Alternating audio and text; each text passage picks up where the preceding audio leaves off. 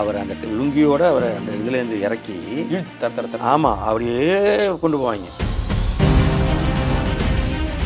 Pacemaker இருக்க பேஷண்ட்டை இருக்கார் அவருக்கு.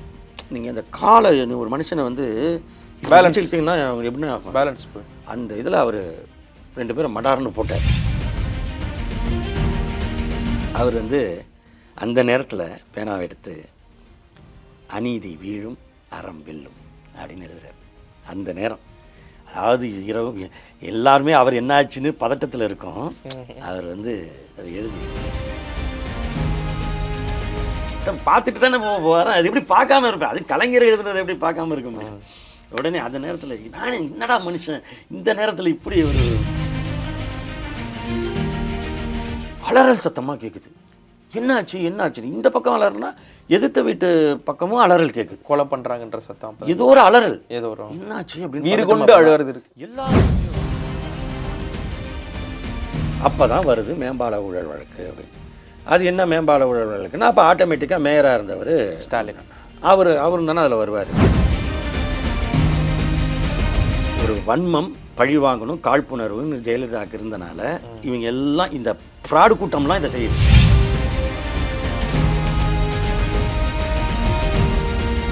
இவ்வளவு கூட்டம் ஏன் தாமதப்படுத்தினாங்கன்னா ஜனநாயகன் படத்துக்கான ஒரு காட்சியாக அதை வைக்க விரும்புகிறார்கள். இல்ல நக்கீரன் கோபால் சட்டையை பிடிச்சிட்டு ஃப்ரீயா இருந்துடலான்ற ஒரு எண்ணம் வேற இருக்கான்னு கேட்காது. இப்படி பேசுனா எல்லாம் பயந்துருவாங்க.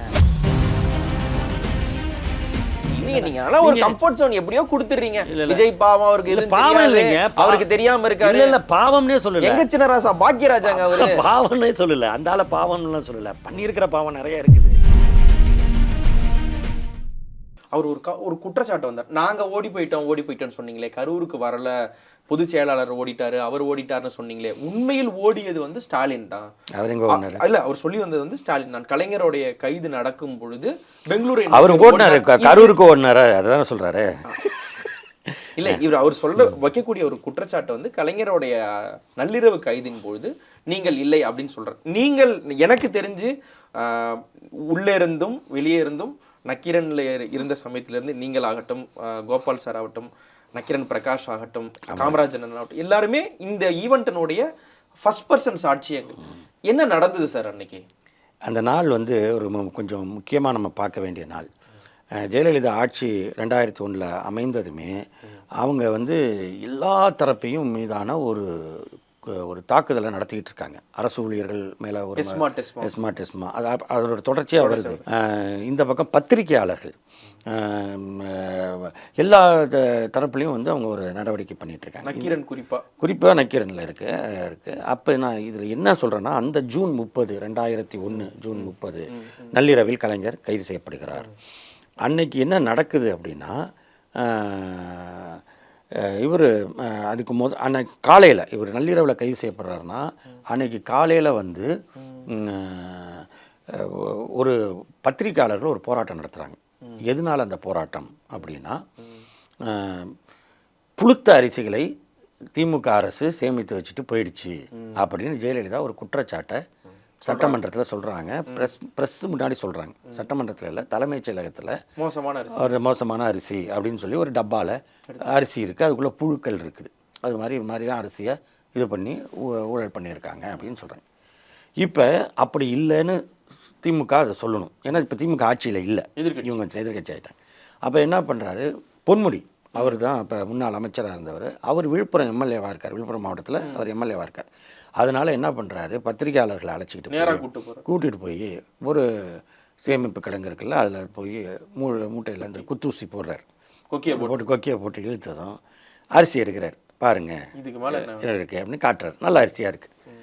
அப்போ என்ன சொல்கிறாருன்னா, இவங்களே வந்து ஒரு டப்பாவில் புழுவை போட்டு வச்சு அதில் காட்டிட்டு பூச்சி புழுலாம் இருக்குன்னு பொய் சொல்கிறாங்க முதலமைச்சர். நேரடியாக சொல்கிறாரு. அது வந்து அவர் காட்டுறாரு, அரிசியை காட்டியே சொல்கிறார். இது டிவியில் ஒளிபரப்பாகுது. இதை எடுத்தவர் ஒரு தனியார் தொலைக்காட்சியோடைய செய்தியாளர். அதனால அவரை கைது பண்ணுறாங்க. அங்கே தான் ஆரம்பிக்குது இது. ஆமாம், பத்திரிகையாளர்கள் போராட்டம் நடத்துகிறாங்க. ஓகே, பத்திரிகையாளர்கள் போராட்டம் நடத்தினதும் யார் சார் அவர் வந்து விழுப்புரம் சுரேஷ்னு பேர். அவர் விழுப்புரம் மாவட்டத்தில், அவர் திருவண்ணாமலை சுரேஷ் இல்லை, விழுப்புரம் மாவட்டத்துக்கு தான் அவரை போகிறார். அதுக்காக பொதுவாகவே பத்திரிகையாளர் எல்லாருமே போராட்டம். இது வந்து எதிர்ப்புக்கு. உங்களுக்கு அதிமுக அரசியல்னா அங்கே வச்சிங்க. இது வந்து டிவியில் காட்டினதுக்காக நீ எப்படி பத்திரிகையாளர் மேல. அவர் ட்ரெஸ்பாஸ் பண்ணிட்டாரு அப்படிங்கிற மாதிரி அவர் மேலே சார்ஜ் போட்டு அவர் பண்ணது. இதை எதிர்த்து ஒரு கோட்டையை நோக்கி பேரணி அப்படின்னு பத்திரிகையாளர்கள் எல்லாருமே போகிறாங்க. நமக்கு தெரியும், உங்களுக்கு இது மாதிரி போனோம்னா நம்ம இங்கே சேப்பாக்க அரசு விருந்தினர் இதுலேயே வந்து பேரிகார்டை போட்டுருவாங்க. நம்ம ப்ரெஸ் கிளப்பை தாண்ட விட மாட்டாங்க, வச்சுட்டாங்க. அதெல்லாம் ஒரு இதாக பண்ணணும். அப்புறம் எல்லாரையும் வேனில் ஏற்றிட்டாங்க. அடையாளம் வேனில் ஏற்றிட்டாங்க. வேனில் ஏற்றிட்டு நேராக கொண்டு போய் வேப்பேரி ஸ்டேஷனில் வச்சுட்டாங்க. எல்லாம் வச்சுட்டு சாயங்காலம் வரைக்கும் அங்கே தான் எல்லாருமே வரிசையாக வந்துக்கிட்டு இருக்காங்க. அடுத்த பேட்ச் கிட்டத்தட்ட அன்றைக்கு இருந்த முக்கியமான பத்திரிகைகள், தொலைக்காட்சியுடைய செய்தியாளர்கள் எல்லாரும் இங்கே இருக்காங்க. உள்ளார வேப்பேரி இது. ஆமாம், மாலையில் ரிமாண்ட் பண்ணலாமா இல்லையா அப்படின்னு முடிவெடுக்கணும். இது என்ன பண்ண போகிறாங்கன்னு பத்திரிகையாளர்கள் யோசிச்சுட்டு இருக்காங்க. ரிமாண்ட்னா யார் ரிமாண்ட் ஆகிறது, யார் அனுப்பி விடுறது அப்படிங்கிற மாதிரிலாம் இருக்கும்ல, எல்லாம் யோசிச்சுட்டு இருந்தா. ஆனால் அரசாங்கம் வேற ஒன்று, ஜெயலலிதா அரசாங்கம் யோசிச்சுட்டு இருந்துச்சு. எல்லா பத்திரிகையாளரும் உள்ளே இருக்கான். இந்த நேரம் தான் மேம்பால வழக்கில் அவசரமாக எஃப்ஐஆர் போடுறாங்க ஸ்டாலின் மேலே. ஆமாம், அதை கலைஞர் மேலேயும் போடுறாங்க. அப்போ தான் அந்த இரவு அவர் மேயர், ஆமாம், முதல் மேயராக இருக்கும் பொழுது அதை பண்ணுறாரு. 2வது முறையும் ஜெயிச்சு மேயராக இருக்கார். அவர் அன்னைக்கு இது யாருக்குமே தெரியாது. பத்திரிகைகளில் கூட செய்தி பெருசாக பேசல. இன்னொன்று, அப்போ இந்த அளவுக்கு செல்ஃபோன் வசதிகள், வாட்ஸ்அப் இதெல்லாம் அவ்வளோ கிடையாது, எல்லாம் வரல. ஆமாம், ஓரளவு சில பேர்கிட்ட மொபைல் இருந்துச்சு. ஆனாலும் இந்த பேஜர் இந்த அளவுக்கு இந்த நியூஸ் வரல. ஆமாம், அந்த சூழலில் வந்து உங்களுக்கு வந்து அந்த இரவு தான் இவங்க மாலையில் எங்களெல்லாம் விட்டுட்டாங்க. எல்லா பத்திரிக்கையாலும் போங்கப்பா அப்படின்னு வழக்கமான விட்டாங்க. சரின்ட்டு வந்தால் காலையிலேருந்து அங்கேயே நிற்கிறோமா, எல்லாம் இருந்தது. வந்து படுத்தாச்சு.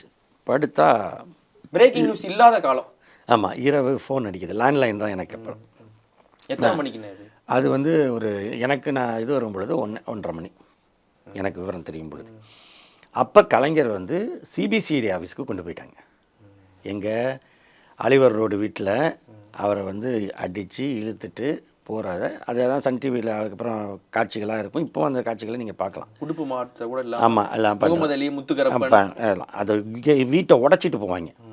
கேட்டை உடச்சிட்டு போவாங்க. அதாவது கேட் இல்லை, கேட்டுக்கு அப்புறம் அந்த வீட்டோட கதவு இருக்குல்ல, அந்த தாழ்பாலை வந்து உடச்சிட்டு தான் உள்ளே போவாங்க. இதெல்லாம் வீடியோவே இருக்குது. இந்த தகவல் எனக்கு வரும்போது 1 மணி இருக்கும் கிட்டத்தட்ட. சிபிசிஐடி ஆஃபீஸ் கொண்டு போய், அப்போ சிபிசிஐடி ஆஃபீஸ் எங்கே இருக்குன்னா ஓமந்தூரார் எஸ்டேட்டில் இருக்குது. Government estate. ஆமாம், கவர்மெண்ட் எஸ்டேட்டில் இருக்குது.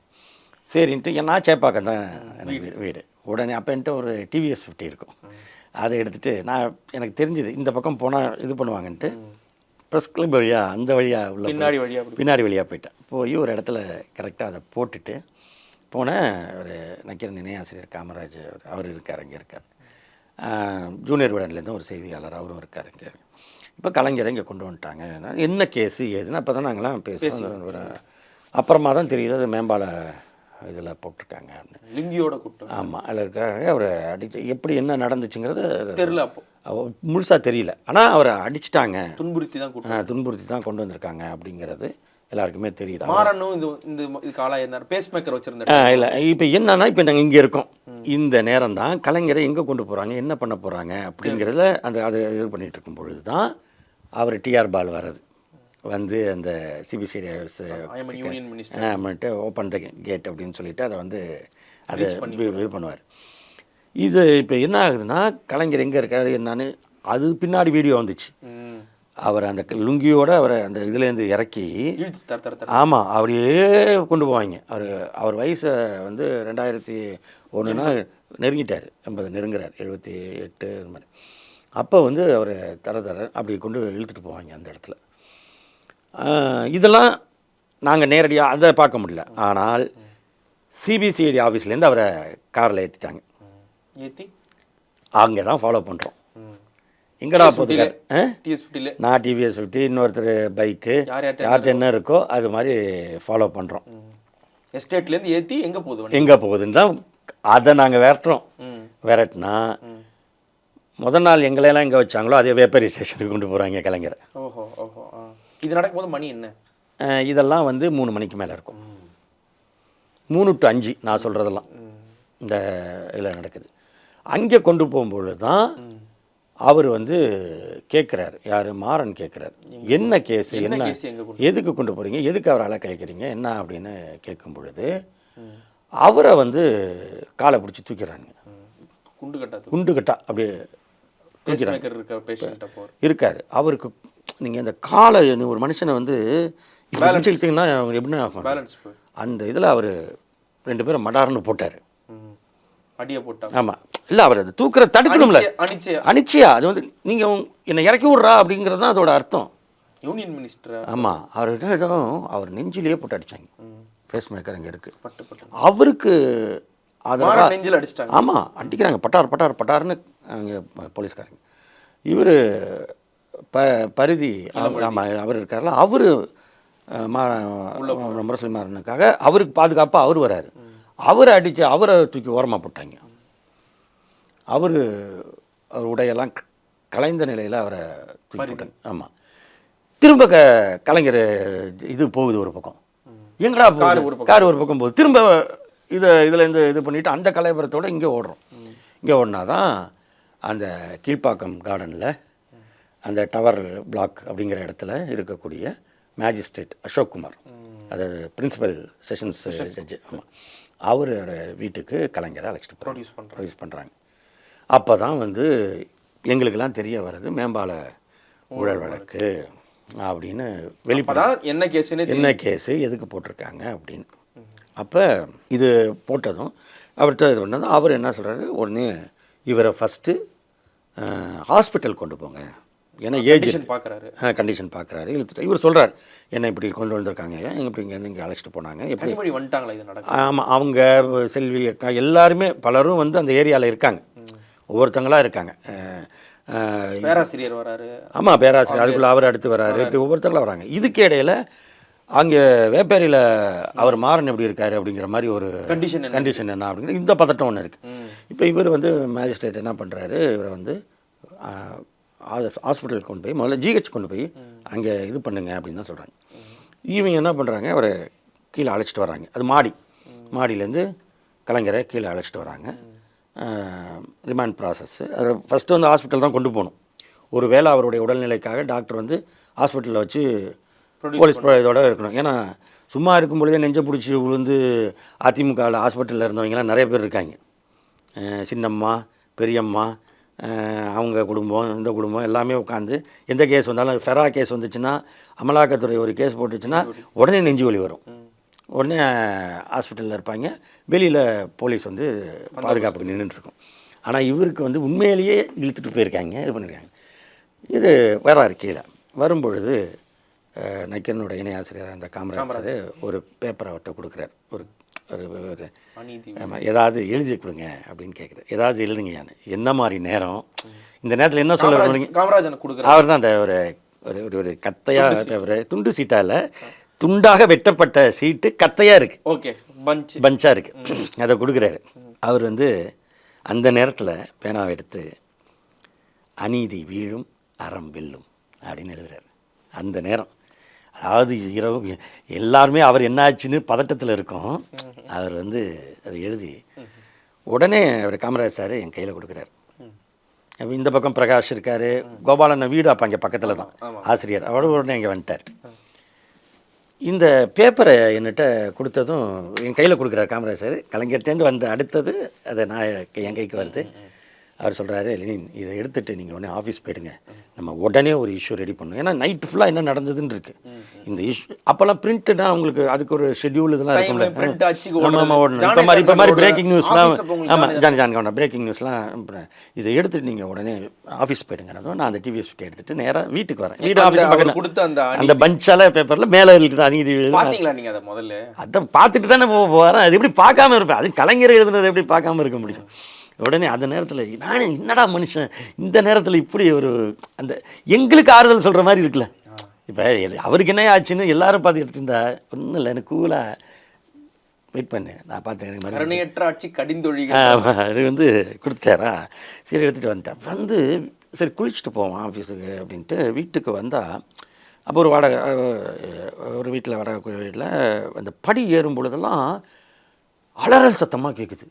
என்னாச்சு என்னாச்சு, இந்த பக்கம் அலறனா எதிர்த்த வீட்டு பக்கமும் அலறல் கேட்குது. கொலை பண்றாங்கன்ற சத்தம், ஏதோ ஒரு அலறல், ஏதோ ஒரு என்னாச்சு அப்படின்னு வீடு பதட்டமா கொண்டு போனா, அழுவுறது இருக்கு. எல்லா வீட்லேயும். இப்போ இது மணி வந்து ஒரு 6:30 அலறல் கேட்குது. சன் டிவில அதுதான் என்னான்னு உள்ளே போகும்போது தான் சன் டிவியில் அந்த என்ன நடந்ததுங்கிறது நடந்ததுங்கிறது அப்போ தான் எங்களுக்கு கலைஞர் எப்படி அரெஸ்ட் பண்ணாங்க அப்படிங்கிறது தெரியுது. அதில் அவரை பிடிச்சி இழுத்துட்டு போகிறது, நீங்கள் சொன்ன ஜார்ஜு, முகமது அலி, முத்துக்கருப்பன், செட்டே அப்படி ஒரு இது பண்ணி அவரை ரவீந்திரநாத் வந்து டிஜிபி சொல்கிறேன். அப்போ இது என்ன ஆகிடுதுன்னா, இப்போ என்னன்னா, இது நான் இங்கே வந்துட்டேன், இதை எடுத்துகிட்டு நான் அப்புறம் ரெடியாகி ஆஃபீஸ் போகிறேன்னு வச்சுக்கோங்க. இதுக்கு நடுவில் ஆமாம், ஆனால் அங்கே நான் இது சொன்னது மேஜிஸ்ட்ரேட் வீட்டு வாசலில், ஆமாம் கீழே. அங்கேருந்து நான் வந்துட்டேன், கலைஞரை கொண்டு போகணும்ல, எங்கே கொண்டு போயிருக்கணும், ஆஸ்பத்திரி கொண்டு, நேராக அவங்க சென்ட்ரல் ஜெயில் போயிட்டாங்க. அப்போ தான் அவர் கேட்குறாரு, என்ன ஹாஸ்பிட்டல் தானே கொண்டு போக சொன்னார், இங்கேயே கொண்டு என்ன அந்த இடத்துல தரணும், உள்ளே போக மாட்டேன், லுங்கியோ அங்கேயோ உட்கார வாசல்லே அந்த அந்த அதுதான் மன உறுதி. அநீதி வீழும் அறம் வெல்லும்னா அவர் சொன்னதை ஏன் செய்யலைன்னா, அந்த வயசில் இத்தனைக்கும் அவரை தாக்கி இழுத்துட்டு போயிருக்காங்க, தரன்னு இதில் நடக்க வச்சு இழுத்துட்டு போகிறாங்க, தன் மருமகனை போட்டு அடித்து நொறுக்கியிருக்காங்க. அதுக்கப்புறம் வந்து இவரையும் திரும்ப இது பண்ண கோர்ட்டில் ஜட்ஜு சொல்லியும் நீங்கள் வந்து இது பண்ணுறது. இந்த நேரம் தான் இது. அப்போ தான் வருது மேம்பால ஊழல் வழக்கு அப்படின்னு. அது என்ன மேம்பால ஊழல் வழக்குன்னா, அப்போ ஆட்டோமேட்டிக்காக மேயராக இருந்தவர் ஸ்டாலின், அவரும் தானே அதில் வருவார். உள்ள தலைமைச் செயலாளர் இருந்திருக்காரு அதில், இந்த கேஸில். அவர் தலைமைச் செயலாளர் இருந்தார், நம்பியார்னு ஒருத்தர், அவரையும் அரெஸ்ட் பண்ணாங்க. துறை அமைச்சர் அவர் கோசிமணின்னு நினைக்கிறேன், கோசிமணி, அவர் இப்படி எல்லார் மேலேயும் அந்த வழக்கு இருக்குது. அப்போ மேயராக இருந்தவர், ஏன்னா கட்டுறது வந்து மாநகராட்சி தான் கட்டுது, சென்னை மாநகராட்சி தந்தை இவர் தான். ஆமாம், அதனால் இவர் அன்னைக்கு வந்து பெங்களூரில் இருக்கார். இந்த மாதிரி கலைஞர் அரெஸ்ட் பண்ணிட்டாங்கன்னதும் அவர் பை ரோடு விரைந்து வந்துட்டார். வந்து இப்போ ஆமாம், கேஸே இங்கே தான், இங்கே நான் சொன்னேன் அதே மேஜிஸ்ட்ரேட்டு அசோக்குமார் தான் அங்கே வராரு. 11 மணிக்கு காலைல வந்துட்டார். வந்து நேரடியாக அவரே ஆஜராகி, அவர் நேராக ஆஜராகி வெளியில் அவரை ரிமாண்ட் பண்ணுறாங்க. வெளியில் வந்ததுன்னு சொல்கிறாரு, இது பொய் வழக்கு, இதெல்லாம் வந்து நாங்கள் இருக்குது எதிர்கொள்ளும். அதை விட முக்கியமாக நாங்கள் பார்க்காத ஜெயிலா, இப்படியே சொன்னார், நான் பார்க்காத ஜெயிலா பார்த்துக்கிறேன் அப்படின்னு சொல்லிட்டு இது பொய் வழக்குன்னு சொல்கிறார். அது இதுதான் அந்த அன்றைக்கி நடந்த சினாரியோ, அன்றைக்கி நடந்த விஷயங்கள் இதுதான், அதில் வழக்கு தன்மை இதுதான். ஆனால் என்னன்னா, எந்த அந்த இது போட்டாங்களே எது அந்த ஊழல் வழக்குன்னு, அதுக்கான எந்த ஆதாரத்தோடையும் ஒரு ப்ராப்பர் சார்ஜ் ஷீட் அவங்களால போட முடியல. கோர்ட்டில் வந்து அதிமுக அரசை கழுவி ஊற்றுனாங்க, கோர்ட்டு ஊற்றுனுச்சு. அதில் வந்து எங்கேயாவது அந்த விசாரணை நடந்துச்சு, அதில் வந்து இவர் ஆஜரானார், இவர் போயிட்டு ஆமாம் 2001 2006 வரைக்கும் 5 வருஷம் அவங்க தானே வச்சுருந்தாங்க, எங்கேயாவது இதுக்கு போய் ஆஜரானார் அவர் இருந்தால் கிடையாது. திமுக இதில் என்ன தெரியுமா, இதுக்கு வந்து ஆதாரம் தேடுறாங்களாம். அந்த முகமது அலியில் அவர் வந்து அப்போ டிஐஜி, அவர் வந்து ஒரு மேம்பாலத்து மேலே நின்று பூட்ஸ் இருக்குல்ல, போலீஸ் பூட்ஸால் உதைக்கிறார். அதாவது ஸ்ட்ராங்காக இருக்கா, பொலன்னு உதிர்ந்ததா அப்படின்ட்டு போலீஸ் செய்ய வேண்டிய அவசியம் இதான். அதாவது அது உடனே இது பண்ணி ஜெயலலிதாட்ட அவங்க பேர் எடுக்கணும். மேம்பாலம் என்ன ஸ்ட்ராங்காக இருக்குங்கிறதுக்கு இப்போ வரைக்கும் அது பயன்பட்டு இல்லை. இந்த இவர் கட்டினது இந்த சிறு பாலங்கள்னே அதுக்கு பேர், சிறு மேம்பாலங்கள் தான். 10 மேம்பாலம் போட்டு 9 மேம்பாலத்தை முடித்தார். பெரம்பூர் ஒன்று தான் அது பெண்டிங் இருந்துச்சு, அதில் வந்து இந்த சாயில் டெஸ்ட் இது மாதிரி இருந்துச்சு. அந்த 5 வருஷத்தில் கூட அவங்க அதை முடிக்கல. திரும்ப ஒரு உள்ளாட்சித்துறை அமைச்சராக வந்தார் பாருங்க, அப்போ தான் அதை கட்டி முடித்தார். 10 நான் என்ன சொல்கிறேன், 10 அவர் தான் முடித்தார். அவர் கட்டின பாலங்கள் இன்றைக்கும் பயன்படுது. இன்னும் சொல்ல போனால் நீங்கள் அந்த மேம்பாலத்தை தனியாலாம் செக் பண்ணியிருக்க வேண்டிய அவசியமே இல்லை அதிமுக ஆட்சிக்கு. போயஸ் கார்டன்லேருந்து நேராக ஜெயலலிதா கோட்டைக்கு போகணும்னா, தலைமைச் செயலகத்துக்கு போகணும்னா வந்து எடுத்து ரைட் எடுத்ததுமே அந்த மியூசிக் அகாடமி பாலம் இருக்கும். மொத்த கான்வாயும் அதில் தானே போணுச்சு, ஜெயலலிதா உட்பட கான்வாய் வெயிட்டையும் தாங்கினுச்சுல.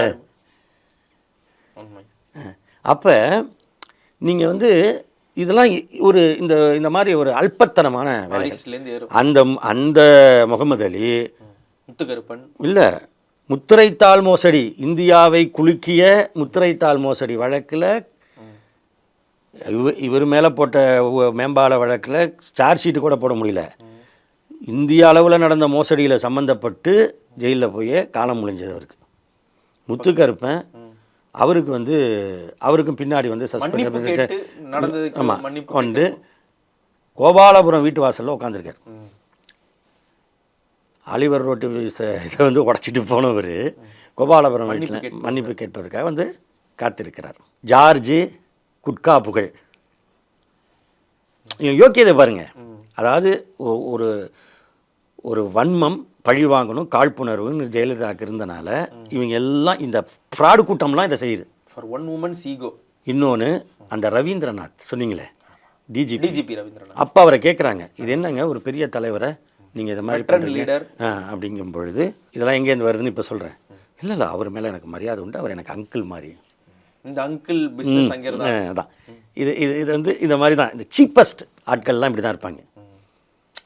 ஆனால் அந்த ரவீந்திரநாத் என்ன தெரியுமா ஆச்சு, அடுத்த செப்டம்பரில், இது ஜூனில் நடக்குது, மிட் செப்டம்பரில் ஒரு செக்ஸ் அபியூஸ் கம்ப்ளைண்ட்டில் அவன் தூக்கிடுறாங்க.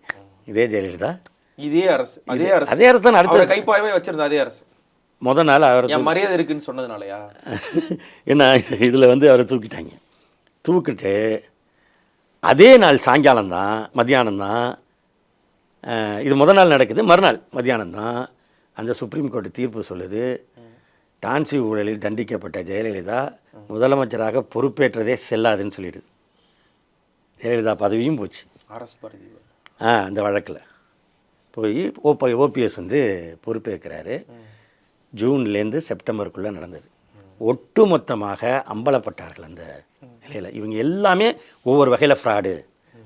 ஆனால் இன்றைக்கும் அந்த மேம்பாலம் இருக்குது. இவ்வளோ எவிடன்ஸ் இருந்தும் ஏன் வந்து ஸ்டாலின் வந்து இந்த இடத்துல இல்லை ஓடி ஒளிந்தார்னு சொல்லப்படுது. ஏன் கேட்கிறேன்னா, கொஞ்ச நாள் முன்னாடி வரைக்கும் பாஜகவுடைய ஒரு உபாயம் வந்து மிசா வழக்கில் இருந்தாரான மிசால கைதாகலை அப்படின்ற பேட்டர்ன் மாதிரியே இவர் வந்து தன்னுடைய அப்பா அரசு மிசால கைதாகலைன்னா இப்படிங்க ஒரு வருஷம் ஜெயிலுக்குள்ளே இருக்க முடியும். சிட்டி பாபு ஏன் செத்துருக்க பெயில் உங்களுக்கு வந்து மிசால தான் நீங்கள் நோ பெயில் எதுவுமே ரிமாண்டு எதுவுமே கிடையாது. ஆமாம், பொட்டாவுக்கு முன்னாடி அதுதான் தூக்கி அப்படியே உள்ள வச்சிடலாம், அவ்வளோதான். மிசால இருந்தால் தான் முடியும். மிசா இல்லாத நீங்கள் சொல்கிற கேஸ் எல்லாம் இருந்தால் ஆட்டோமேட்டிக்காக பெயில் வந்திருக்குமே. ஸோ இதெல்லாம் என்ன சொல்கிறேன், நீங்கள் கொச்சைப்படுத்துவது, அதாவது ஏன் என்றால் இவரே நான் கலைஞருக்கு சொல்ல மாட்டாங்களா, இவருக்கு சொல்ல ஒவ்வொருத்தங்க ஏன் இதை சொல்கிறாங்கன்னா என்ன விஷயம்னா, இது மாதிரி சிறைக்கு செல்கின்ற போராடுகின்ற ஆட்சி அமைந்தால் மக்களுக்கான திட்டங்களை நிறைவேற்றுகின்ற இந்த தகுதி தியாகம் திமுகவுக்கு வரலாற்றில் உண்டு. அது கலைஞர் குடும்பமாக இருந்தாலும் இருக்கும், கடைக்கோடியில் இருக்கிற ஒரு தொண்டன் குடும்பமாக இருந்தாலும் இருக்கும். இது வந்து திமுக பிளட், அது அப்படி தான் இருக்கும். இது வந்து டிஎன்ஏ சிஎன்ஏ அவர் டிஎன்ஏங்கிற மாதிரி அது அண்ணா உருவாக்கியது. கட்சியை தொடங்குற அன்னைக்கே உன்னை நான் பதவிக்கு கூப்பிடல, போராட்ட களத்து கலைக்கிறேன், சிறைக்கு செல்ல தயாராகிற, சிறை நிரப்ப வாங்குறார். அதுவும் கருத்துரிமைக்கான போராட்டம். கடிதங்கள்லையுமே சிறை நிரப்ப தான் கூப்பிடுறார், கலைஞரும் கூப்பிடுறார், நிரப்புறாங்க. ஏன் இவர் இன்றைக்கு இருக்கிற முதலமைச்சர் அதே தான். இன்னொன்று இவர் ஓடி ஒழிஞ்சதே கிடையாது. பின்னாடி 2001 இந்த கதையாக 2011 ஜெயலலிதா வந்து இவங்களெல்லாம் பழி வாங்குறதுக்கு இதில் என்னன்னா, ஃபஸ்ட்டே 2001 கலைஞர் மேலே கை வச்சனால மற்ற இது பரபரப்பானதும் அதோட கைது நடவடிக்கைகள் விரும்பின மாதிரி அதனால நடக்கலை பெருசாக. அது விரும்பின மாதிரி எதிர்ப்பு தெரிவிக்கிறாங்க. ஆமாம் கூட்டணியில் இருக்காங்க. அதனால அடுத்து 2011 என்ன பண்ணுறாங்கன்னா, கலைஞர் பக்கம் போகாமல் நில அபகரிப்பு வழக்குன்னு போட்டு திமுகவில் அமைச்சர்களாக இருந்தவங்களெல்லாம் பிடிச்சி தூக்கி போகிறாங்க. மாவட்ட செயலாளர்கள் எல்லாரையும் தூக்கி உடனே நில அபகரிப்பு. அதில் ஒரு புகார் இவர் மேலே, இன்றைக்கு இருக்கிற முதலமைச்சர் மு க ஸ்டாலின் அவர்கள் மேலே ஒரு புகார் கொடுக்கப்பட வைக்கிற எப்படி வேணாலும் நீங்கள் வச்சிங்க, அதில் கொடுத்தாங்கன்னே வச்சிங்களேன், ஒரு புகார் வருது, வர வைக்கப்பட்டது எப்படினாலும் வச்சிங்க போட்டு. அது நமக்கு ஒன்றும் இல்லை, புகார் தான், அது வந்து சட்டப்படி அது புகார் தான். இந்த புகாருக்கு 2011 இவரை கைது பண்ண போகிறாங்க வராங்க அப்படின்லாம் ஒரே பரபரப்பு. அடுத்து அவர் தான்ட்டு அங்கே இருந்தது மட்டும் இல்லை, அவருக்கும் அந்த இதுக்கும் அவருக்கு சம்மந்தம் இல்லைங்கிறத அவர் தெளிவாக இருக்கார். நேராக டிஜிபி ஆஃபீஸ் போயிட்டார். இவர் ஓடி ஒளியில், இவர் டிஜிபி ஆஃபீஸ் போயிட்டார். கண்ணு வேணும்னு கேட்டு இவர் வராருனதும் டிஜிபி ஓடி போயிட்டார். ஓடினது டிஜிபி தானே தவிர ஸ்டாலின் கிடையாது. அவர் ஓடி போயிட்டாரு. அடுத்து இருக்கிற டிஜிபி எப்போ எனக்கு டக்குனு நினைவு இல்லை பேர். ஏன்னா ஜெயலலிதா ஆட்சியிலலாம் ஒரு கண்டினியூஸாக யாருன்னு தெரியாது. நல்லா இருந்தவங்க ஆமாம் எல்லாரும் டக்குன்னு போயிட்டாங்க. ஒவ்வொருத்தங்களும் ஏன்னா இருந்திருந்தா யாருன்னு பேர் தெரிஞ்சிருக்கும், ஞாபகம் இருக்கும். தெரிஞ்சிருக்குல்ல, ஞாபகத்தில் இருக்கும். எல்லாம் அவர் ஒன்றது மட்டும் இல்லை, அடுத்தடுத்தும் ஓடிட்டாங்க.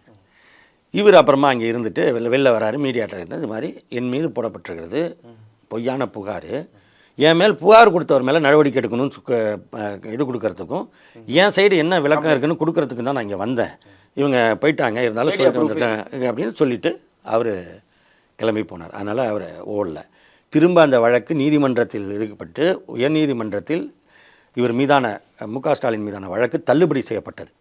ஏன்னா சட்டமன்றத்தில் கேள்வி எழுப்புறாங்க, ஏன் மு.க. ஸ்டாலினை மட்டும் விட்டு வச்சிங்க அப்படின்னு. சிறப்பு கேள்வி.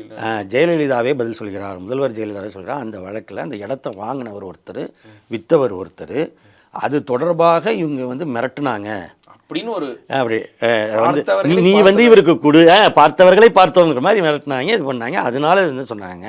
ஆனால் வாங்கியவரும் விற்றவரும் ஒரு ஒப்பந்தத்திற்கு அவங்க வந்துட்டனால அவங்களே இந்த வழக்கை திரும்ப பெறுறோங்கிற முடிவுக்கு போனனால நாங்கள் இதில் பண்ண முடியல அப்படின்னு சட்டமன்றத்தில் ஜெயலலிதா 2012 சொல்கிறாங்க. ஆனால் அரசாங்கம் ஜெயலலிதா ஆளுங்கட்சி தான், முதலமைச்சர் ஜெயலலிதா தான் சொல்கிறாங்க. ஆனால் அதிமுக அரசு அதுக்கு அப்பீல் போகுது, ஸ்டாலினை விடுவித்ததை எதிர்த்து உச்சநீதிமன்றத்துக்கு போகுது. அங்கேயும் அது தள்ளுபடி செய்யப்படுகிறது. அவர் சட்ட ரீதியாக எதிர்கொண்டு தான் அவர் ஓடல, ஒளியில, மேஜிஸ்ட்ரேட்டே போய் ஆஜராகிருக்காரு, டிஜிபி ஆஃபீஸ்க்கே போயிருக்காரு.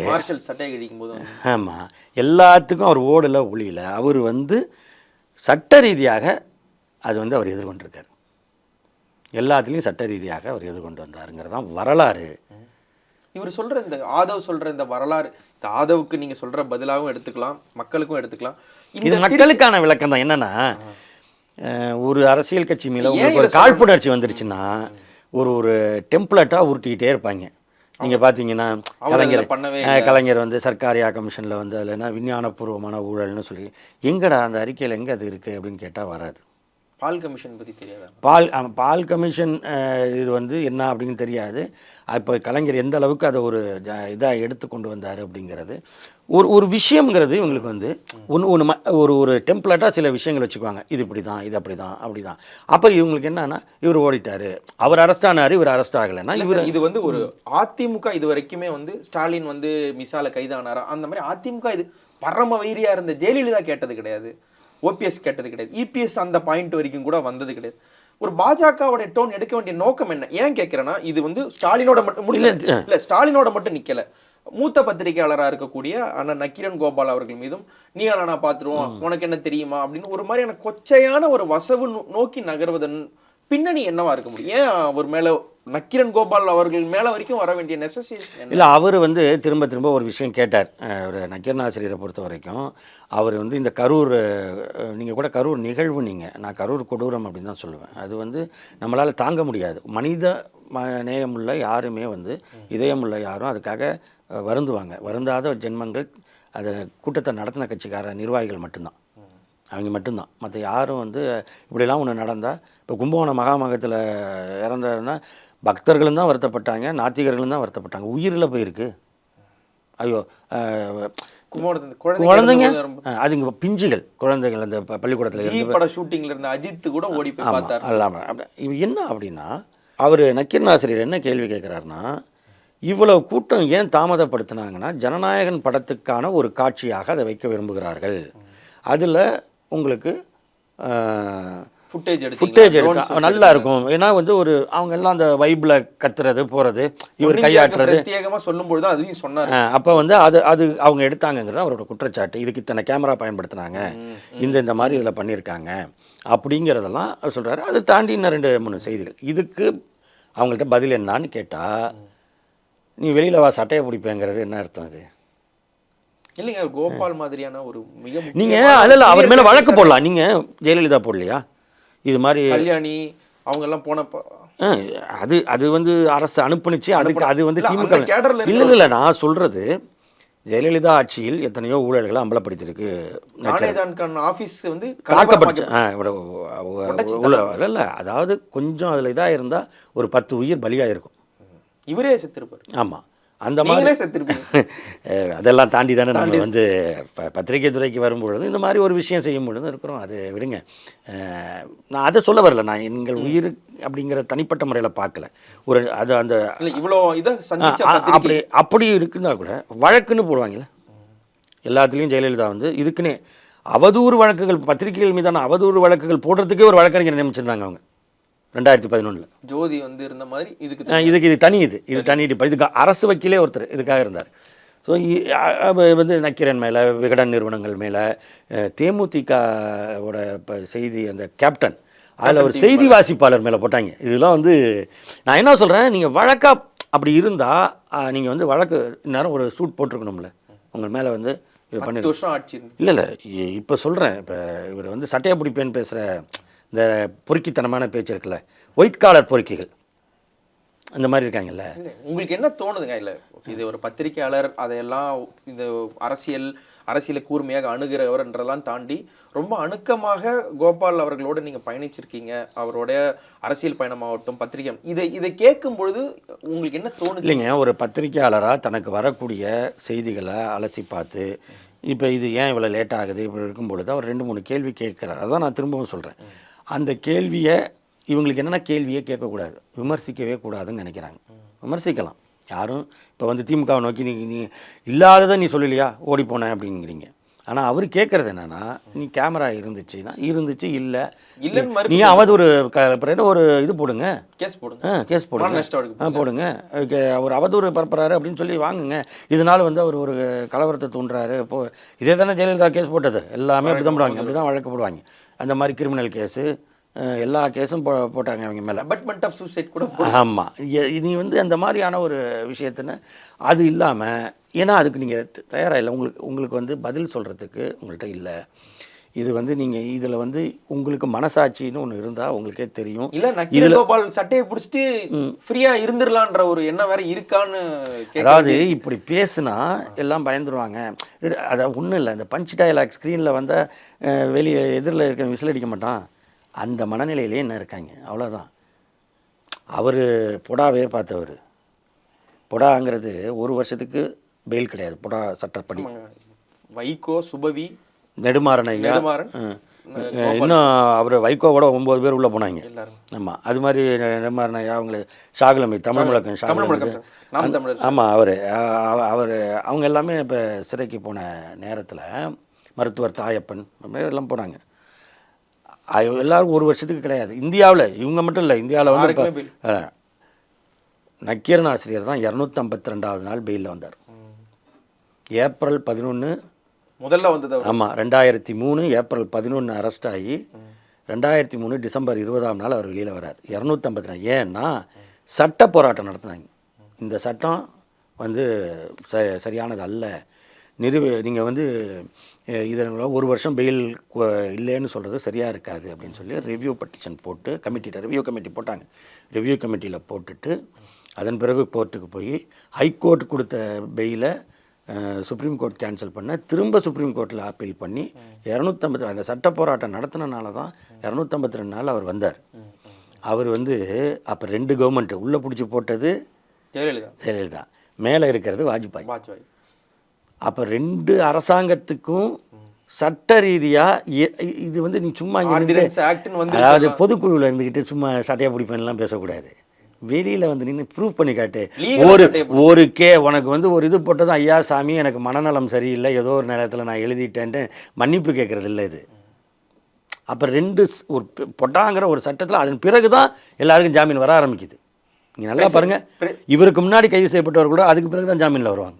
இப்போ ஒரு பிரசிடெண்ட்டை உருவாக்குறோம். அதில் ஒவ்வொன்றுலையும் நீங்கள் வந்து கருத்துரிமை, இப்போ நம்ம சொல்கிற பத்திரிகை சுதந்திரத்துக்கு லா என்ன சொல்லுது சட்டத்தில்? ஃப்ரீடம் ஆஃப் எக்ஸ்பிரஷன் இருக்குது. அது எல்லாருக்கும் உண்டு, பத்திரிகைக்காரனுக்கு மட்டுமா? எல்லாருக்கும். ஒரு தனி மனிதருக்கு கூட ஃப்ரீடம் ஆஃப் எக்ஸ்பிரஷன் இருக்குது, அவ்வளோதான். ஓட்டு இருக்கவன் இல்லாதவன் எல்லாருக்கும் இருக்குது. ஆனால் ஒரு பத்திரிகையில் ஒரு வெளியாவதை தடுக்க முடியாது அப்படிங்கிற சுப்ரீம் கோர்ட் ஜட்ஜ்மெண்ட்டை வாங்கி கொடுத்தது ஆட்டோ சங்கர் உடைய வாக்கு, அந்த மரண வாக்கு மூலம் வழக்கில் நக்கீரன் தான். அவர் எழுதுகிற தொடரை வரக்கூடாதுன்னு தடுக்கிறாங்க. அப்போ தான் போகிறோம் சுப்ரீம் கோர்ட் போய் அந்த கேஸில் நக்கீரன் போகுது. இப்போவும் இருக்கும் ஸ்டேட் ஆஃப் தமிழ்நாடு. அப்போ அவர் பேர் வந்து முழு பேர் இருக்கும் அதில், ராஜகோபால், ஆர் ராஜகோபால்னு இருக்கும். அதான் இன்றைக்கும் படிக்கக்கூடியது. அங்கே தான் அது நம்ம வைக்கிற வாதத்தில் தான் நீ எழுதுவதற்கு முன்பு தடுப்பதற்கு உரிமை கிடையாது அப்படிங்கிற ஜட்ஜ்மெண்ட் வாங்குகிறோம். அதே மாதிரி நீங்கள் சொன்ன அந்த நக்கீரன் ஆஃபீஸ் அடித்தாங்கல்ல ஜான் கான்ரோடு, அதோட உரிமை மீறல் சட்டமன்றத்தில் கொண்டு வந்துட்டாங்க. தண்ணியெல்லாம் கட் பண்ணி, தண்ணி எல்லாமே கட் பண்ணி. அப்போ என்னென்னா அடுத்து சட்டமன்றத்தில் உரிமை மீறல் கொண்டு வராங்க. முதலமைச்சரை பற்றி நீங்கள் எழுதிட்டீங்கன்னு உரிமை மீறல் கொண்டு வராங்க. இந்த உரிமை மீறலுக்கு வந்து ஏற்கனவே நீங்கள் பார்த்தீங்கன்னா முரசொலி மேலே கொண்டு வந்து முரசொலி செல்வம் கூண்டுலேயே நின்னார். சட்டமன்றத்துக்கே கூண்டு கொண்டு வந்தாங்க எங்கள் ஜெயலலிதா. அங்கே இவருக்காக கொண்டு வரும். ஆமாம், செல்வத்துக்காக கொண்டு வரப்பட்ட கூண்டு அது. இப்போ உரிமை மீறல் வரும் பொழுது இங்கேயும் நக்கீரன் என்ன பண்ணுதுன்னா, எந்த ஒரு வழக்கும் எந்த ஒரு இது இருந்தாலும் அதை எதிர்கொள்ளக்கூடிய ஆளுக்கு வந்து சட்ட உதவி வழங்கணுங்கிறது நம்ம சட்டத்தில் இருக்கக்கூடிய ஒரு அம்சம். அதுதான் ஸ்டேஷனில் எஃப்ஐஆர் போட்டாலோ கோர்ட்டில் கேஸாக இருந்தாலோ, ஆமாம், இதில் வந்து மனித உரிமை ஆணையம் இது மாதிரி எங்கே இருந்தாலும் கூட ஒரு சட்ட உதவி அவருக்கு இருக்கணும்னு. அதனால நீங்கள் கொடுக்குறது எங்களுக்கு மேலே ஒரு புகார் தான், ஒரு வழக்கு தான், உரிமை மீறல் வழக்குன்னா அங்கே எங்களுக்கு ஒரு வழக்கறிஞர் வேணும்னு சொல்லி அதுக்கு சுப்ரீம் கோர்ட் போய் அதில் உத்தரவு வாங்கி இப்போ யார் மேலே உரிமை மீறல் போட்டாலும் அங்கே ஒரு வழக்கறிஞர் போகலாம். இவங்களே போட்டாலும் இவங்களுக்கு ஈடுக்கு வர்றது அவங்க போட்ட வழக்கு. அப்போ இப்படியான சட்ட போராட்டங்கள் நடத்தி ஒவ்வொன்றையும் இந்த இந்தியாவில் எந்த ஒரு பத்திரிகையும் பெறாத ஒரு உரிமைகளை மொத்த பத்திரிகை உலகத்துக்கும் அது இந்தியாவில் இருக்கக்கூடிய அனைத்து பத்திரிகைகள் ஊடகங்களுக்கான அந்த உரிமையை வந்து சட்ட ரீதியாக பெற்றிருக்கு. அதுக்கு எவ்வளோ ஃபைட் பண்ணணும், பெரிய சட்டம். அப்போ இதெல்லாமே ஒன்றும் இல்லாமல் நான் சட்டையை பிடிப்பேனா? சட்டையை பிடிக்கிறதா? சட்டத்தை பிடியா, சட்டத்தை வந்து பாரு நின்று. இதை அலோவ் பண்ற விஜய் என்ன நினைக்கிறீங்க சார்? இது ஏன் ஒய் ஷுட் திஸ் ஹேப்பன்? இப்போ கலைஞர் கருணாநிதினு சொன்னா கண்டிச்ச எம்ஜிஆரோட நிகழ்வுகள் நமக்கு தெரியும். சக்கர நாற்காலின்னு சொன்னதை வந்து கலைஞரை சக்கர நாற்காலின்னு சொல்றதை வந்து ஜெயலலிதா ஆதரிச்சிருந்தாலும் பெரும்பான்மையான அதிமுக ஆட்கள் அப்படி சொல்ல மாட்டாங்க, சொன்னது இல்லை. 1-2 பேரை தவிர்த்து சொன்னது இல்லை. ஜெயலலிதாவை கூட ஒரு கட்டம் வரைக்கும் விமர்சித்து வந்த திமுகவில் அவங்க முதலமைச்சர்லாம் ஆன பிறகு அம்மையார் என்ற வார்த்தை இன்னைக்கு வரைக்கும் பயன்படுத்தி, இன்னைக்கு வரைக்கும் அவர் இருக்கும் வரை அம்மையார், இப்பவும் அப்படிதான். இந்த ஒரு நாகரிகம் இருந்திருக்கு.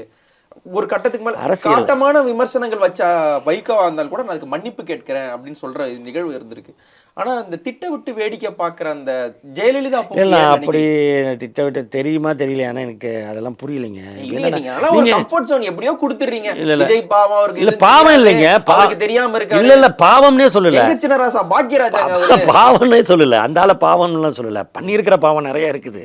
நான் அப்படி சொல்லல. அது நான் சொல்ற வர விஷயம் என்னன்னா, நீங்கள் ஒரு அரசியல் புரிதல் உங்களுக்கு இருக்கணும். அதை தான் திரும்ப சொல்ல, நீங்கள் வெறும் ஸ்க்ரீன் மட்டுமே அதில் மட்டும் இல்லை மாதிரியே பேசுகிறது தப்புன்னே தெரியாதுன்னு சொல்கிறீங்களா? அவருக்கு என்ன பேசுகிறாங்கன்னு முதல்ல அதை உள்வாங்கி கொள்ளக்கூடிய ஒரு இது இருக்கணும். நீங்களே வந்து இல்லைன்னா நீங்கள் போய் சிஎம்ஐ போய் அங்கிள்ம்பீங்களா? நேரில் சொல்லலாம் ஒருத்தங்களை என்னன்னாலும், அதே பேட்டியில் சார்னு தான் சொல்லணும். அது மட்டும் இல்லை, நீங்கள் கலைஞரும் இன்றைக்கி இருக்கக்கூடிய முதலமைச்சர் மு.க. ஸ்டாலினும் மேலையில் இருக்கும் பொழுது தம்பி ஸ்டாலின் அவர்களே அப்படின்னு தான் சொல்றாரு. ஆமாம், கலைஞர் அப்படி தான் சொல்லுவார், தம்பி ஸ்டாலின் அவர்களே என்ன அவரை சொல்லுவார். ஒரு முறை ஏன்னா துரைமுருகனும் தம்பி தான், கட்சி நிர்வாகிகள் தனக்கு வயதில் இளையவர்களை தம்பி என்பதும், அதுக்கு தான் கலைஞர் என்ன பண்ணார், அப்போ இவங்களுக்கு சகோதரி அவர்களே அப்படின்னு சொல்லுவது உண்டு. அதை சேர்த்து தான் ஒரு உடன்பிறப்புன்னு ஒரு வார்த்தையை, தம்பியே பால் புதுமை இல்லாதனால உடன்பிறப்புன்னு உடன்பிறப்பு அப்படின்னு ஒரு கொண்டு வர.